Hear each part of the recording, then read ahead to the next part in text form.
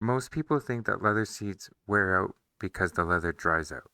That sounds logical, but it's also the reason so many leather seats get ruined. Because what actually fails first in automotive leather isn't the leather, it's the polyurethane coating that's sitting on top. Once you understand that layer, what it does, how thin it is, and how it fails, every piece of common leather care advice starts to fall apart. So instead of starting with techniques or products, I want to start with the material itself. Because if you don't understand what you're cleaning, then you're just guessing.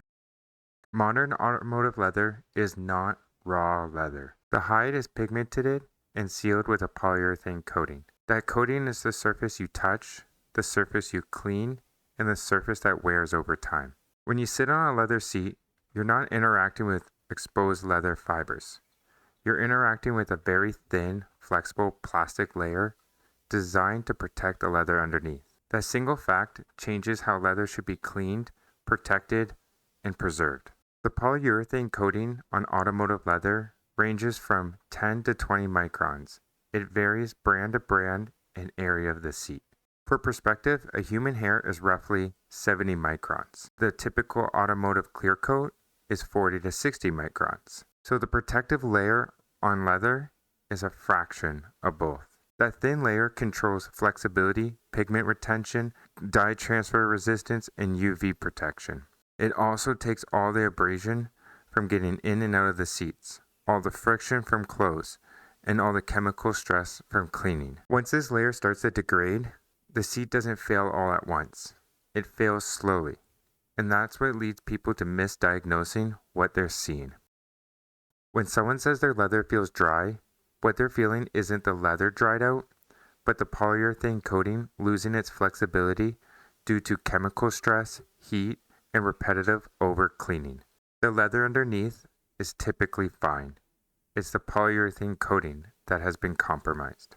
Cracking is the later stage of the same failure. By the time cracks appear, the coating has already been thinned and weakened, especially in high-stress areas such as bolsters, armrests, and creases. Once the coating fails, the leather underneath is exposed and deteriorates rapidly. Shine is also a warning sign. Automotive leather should look matte. When it starts looking glossy or slick, that's usually a sign that residue is built up on the surface, increasing friction and wear. Dye transfer is one of the most misunderstood leather issues. It's not dye soaking into raw leather. It's dye bonding and embedding into the polyurethane coating due to heat, friction, and coating softening. How deep dye transfer goes depends on the following: the condition of the polyurethane coating, how long the dye has been present, and heat and friction over time. Light dye transfer often sits near the surface and can safely and easily be removed. Deep or set dye transfer may be partly removed or may not be removable at all without damaging the polyurethane coating. This is where people go wrong. Aggressive removal methods don't deep clean leather. They reduce coating thickness. If the color comes out right away, you're taking the polyurethane coating away and possibly the pigment with it. Start gentle, reduce what can be reduced, and stop when resistance is met. Knowing when to stop is more important than knowing how to remove it. Improper removal is one of the fastest ways to ruin leather. White and light-colored leather often develops a gray, yellow, or brown appearance over time. This is rarely staining in the traditional sense. It's usually a combination of body oils oxidizing on the surface, embedded contamination diffusing through the coating, UV exposure altering surface appearance, residue buildup from improper cleaners or conditioners. Aggressive cleaners may temporarily brighten the seat, but worsen the long-term condition by reducing the coating thickness. Proper correction focuses on controlled cleaning, not bleaching or stripping. In some cases, discoloration can't fully be reversed without refinishing the surface, and recognizing that limit is part of professional judgment. When you understand how thin that coating is, the real cause of leather damage becomes obvious. Leather seats don't get ruined because they weren't conditioned. They get ruined because the protective layer was slowly stripped away. Abrasion physically removes material. Aggressive chemistry strips away flexibility. Heat softens the coating. Aggressive tools thin it mechanically. Most of the time, none of this causes instant failure. The damage shows up months or years later, which is why these methods still keep getting recommended. You're not damaging the leather first, you're damaging the layer that was designed to protect it. Conditioner. Modern automotive leather is polyurethane coated. That means it cannot absorb conditioner. Conditioners sit on the surface. They attract dirt, increase friction, and accelerate wear, especially on bolsters. That soft feel isn't nourishment, it's residue. Leather is skin.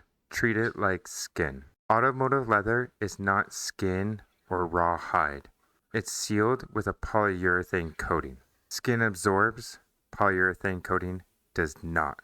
Oils and lotions don't hydrate leather seats. They contaminate the surface and shorten the coating lifespan. Steam. Steam should never be used on automotive leather, despite the current trends. The heat softens polyurethane, weakens pigment adhesion, and accelerates coating failure, especially in flex zones. Steam damage often shows up later, not immediately.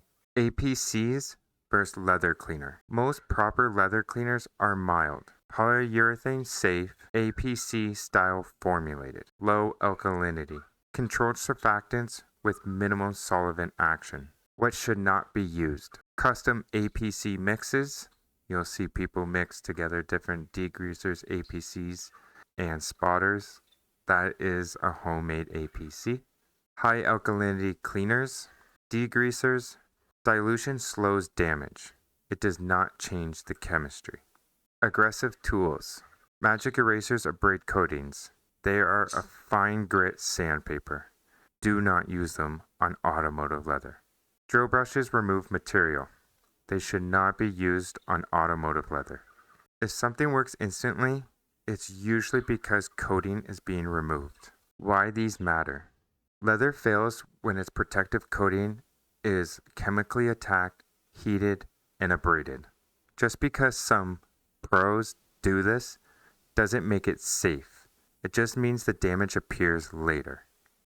Most leather seats are contaminated with body oils, sweat, skincare products, food residue, environmental dust. These sit on the surface of the polyurethane coating. They don't require aggressive chemistry to remove them. How leather should be cleaned. A mini SOP.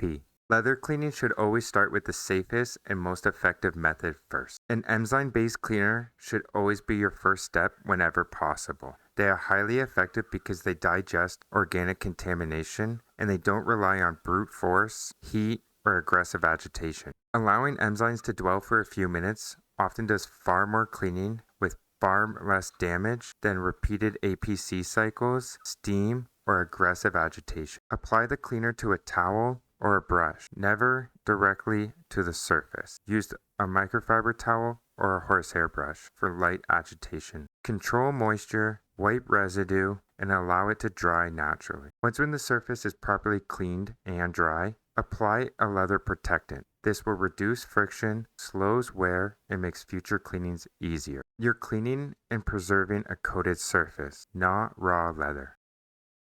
Why protectant matters more than cleaning. Cleaning removes contamination. Protection preserves the coating. A proper leather-safe protectant acts as a sacrificial layer, reducing friction, resisting dye transfer, and slowing polyurethane wear. Conditioner improves appearance temporarily. Protection determines longevity. Automotive leather doesn't fail because it's neglected. It fails because it's misunderstood. Once when you start cleaning automotive leather for what it is, a polyurethane coated surface, the cleaning becomes simpler, safer, and far more effective. Preserve the coating, and the leather will outlast the vehicle. I'm Nick from Nick's Auto Cleaning, and if you enjoyed this, like and subscribe and follow along. There's a lot more to come.